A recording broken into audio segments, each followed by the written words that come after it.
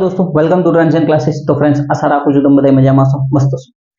તો જીએસસીસીએલ ની અંદર જુનિયર એન્જિનિયર ની વેકન્સી બહાર પડી ગઈ છે, બરાબર। આજ સવારે મેં શોર્ટ્સ મૂક્યો તો ભાઈ આપણે આજના દિવસ માટેના આ વર્ષના સારામાં સારા સમાચાર આપણા માટે કહી શકાય કે જેઈ ની વેકન્સી બહાર પડેલી છે, જેઈ આપણા જીએસસીસીએલ ની અંદર, બરાબર। વન બાય વન આપણે જોતા જઈએ।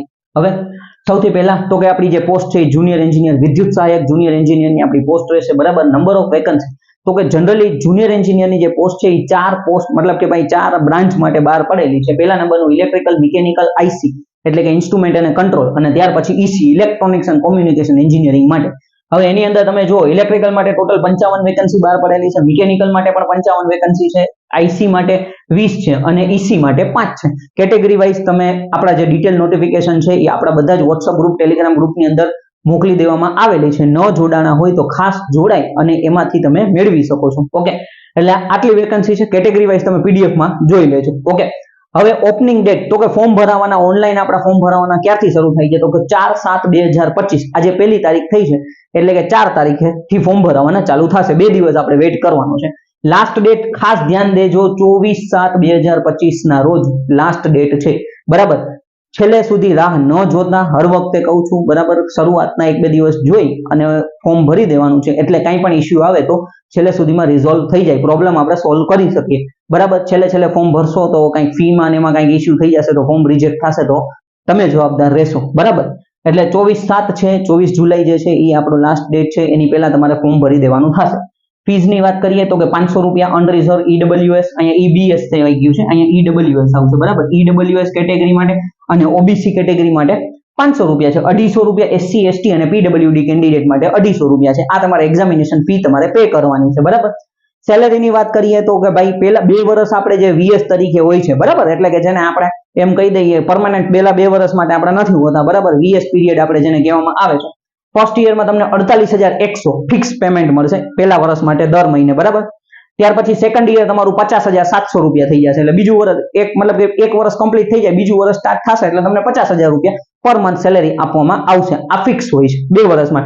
જેવા તમારા 2 વર્ષ કમ્પ્લીટ થઈ જાય છે, બરાબર, એટલે આફ્ટર 2 યર્સ પે સ્કેલ તમારો રહેશે 45400 થી લઈને 1,12,00,000 રૂપિયા થશે, બરાબર।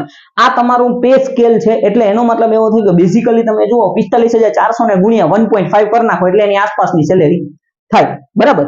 એટલે આ તમારો પે સ્કેલ 2 વર્ષ પછી તમને લાગુ પડશે, ક્લિયર। એટલે આ બેઝિક માહિતી આપણે જોઈ સેલેરી વિશે। હવે આપણે મેઇન વસ્તુ આપણી સિલેક્શન પ્રોસેસ, એક્ઝામિનેશન કઈ રીતના લેવાની છે તો કે બધાને આઈડિયા છે કે ભાઈ ગયા વર્ષથી પેટર્ન બદલાઈ ગઈ છે। પહેલા એવું હતું કે ભાઈ 100 માર્કનું એક પેપર હતું, એમાં તમે સિલેક્ટ થઈ ગયા, મેરિટમાં વારો આવી ગયો એટલે ડોક્યુમેન્ટ વેરિફિકેશન। પણ હવે 2 એક્ઝામ લેવાય છે, ટિયર 1 ટિયર 2। પહેલા ટિયર 1 જે છે એ નોન ટેકનિકલ એક્ઝામ હોય છે, ટિયર 1 100 માર્ક્સની 100 માર્કની એક્ઝામ હોય છે, એમાં તમારું નામ મેરિટમાં આવે તો જ તમે ટિયર 2 માં જઈ શકો છો। આટલી વસ્તુ તમારા મગજની અંદર બેસાડવાની છે, ઓકે। એટલે ટિયર 2 જે છે એ ટેકનિકલ, પહેલામાં તમે જો સિલેક્ટ થાશો, ઘણા લોકો એવું વિચારીને બેઠા હોય છે કે ભાઈ મને 45 માર્ક આવી જાય એટલે હું ટિયર 2 આપી શકું, એવું નથી। ગઈ વખતે ઘણા લોકો આપણે જે જેટકોની એની પરીક્ષા હતા એમાં એવું ભૂલ કરી બેઠા હતા, એટલે ખાલી 45 ની જ તૈયારી કરી હતી, ભાઈ આમાં પણ મેરિટમાં આવવાનું છે તો જ તમે જઈ શકશો, બરાબર। હવે ટિયર 1 ની વાત કરીએ, 100 માર્ક્સ નોન ટેકનિકલ, બરાબર। એની અંદર રીઝનિંગ 25 માર્કનું પૂછાશે, એપ્ટિટ્યુડ 25 માર્કનું, ઇંગ્લિશ 15 માર્કનું, કોમ્પ્યુટર 20 માર્કનું અને ગુજરાતી 15 માર્કનું। આ બધું ગણતરી કરો એટલે ટોટલ તમારા 100 માર્ક્સ થયા। 100 માર્ક્સ 100 એમસીક્યુ, બરાબર। પેપર આપણું જે છે આ જે ટિયર 1 નું પેપર ગુજરાતી લેંગ્વેજમાં રહેશે, ઇંગ્લિશ અને ગુજરાતી બંને લેંગ્વેજમાં હશે, બરાબર। એટલે બેય કહી દે, નકર કેટલાયને એમ થાય કે ઇંગ્લિશ વાળા વિદ્યાર્થી મિત્ર માટે ઇંગ્લિશ અને ગુજરાતી બંને લેંગ્વેજમાં હશે એટલે એની કઈ ચિંતા કરવાની આપણે જરૂર નથી। 100 માર્ક્સ છે, 0.25 નેગેટિવ માર્કિંગ રહેશે। આમાં તમે સારામાં સારો સ્કોર કરીને મેરિટમાં આવ્યા તો જ તમારો વારો આમાં થશે। ટિયર 2 માટે તમે એલિજિબલ છો। ટિયર 2 આપણું ટેકનિકલ છે, એનો સિલેબસ વિશે આપણે ચર્ચા બીજા વિડીયોમાં કરશું, બરાબર। અત્યારે ખાલી મહત્વનું, કારણ કે પહેલા તો ટિયર 1 જ ક્લિયર કરવી જોશે, પછી તમે ટિયર 2 આપી શકવાના છો, બરાબર। એટલે એનો અહીંયા અત્યારે ખાટે ખોટો લાંબો વિડીયો બનાવવાની કઈ જરૂર નથી, બરાબર। એક વસ્તુ અહીંયા રહી ગઈ છે ક્વોલિફિકેશન, તો કે બી બીટેક ફૂલ ટાઈમ બી બીટેક કરેલું હોવું જોઈએ। ફૂલ ટાઈમ બી બીટેક મતલબ કે ઇલેક્ટ્રિકલ મિકેનિકલ આઈસી કે ઈસી ફાઇનલ યરમાં તમે હોવ તો તમે ફોર્મ માટે ભરવા માટે એલિજિબલ નથી। ફાઇનલ યરના સ્ટુડન્ટ હોય તો ફોર્મ ભરવા માટે એલિજિબલ નથી, ખાસ ધ્યાન દેજો।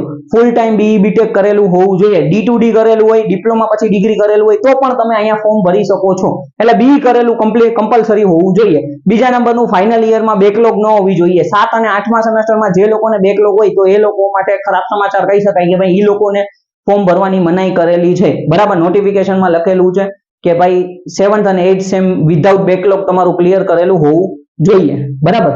એટલે આટલી માહિતી હતી, જે ક્રીમ માહિતી છે જે તમારે ફોર્મ ભરવા માટે જરૂરી છે એ મેં તમને અહીંયા આપી દીધી છે, બરાબર. સારી વેકન્સી છે આપણા માટે, ઇલેક્ટ્રિકલ ને જે બીજા પણ વિદ્યાર્થી મિત્ર છે એમના માટે એક સારા સમાચાર કહી શકાય. ખાસ જેટલા પણ વિદ્યાર્થી મિત્રોને ઈચ્છા છે કે આમાં લાગવું છે તો એ તૈયારીમાં લાગી જાય, બરાબર. બીજા કોઈ પણ ક્વેશ્ચન હોય તો તમે કમેન્ટ કરી શકો છો, તો મને પર્સનલમાં મેસેજ કરી શકો છો. Okay, thank you friends.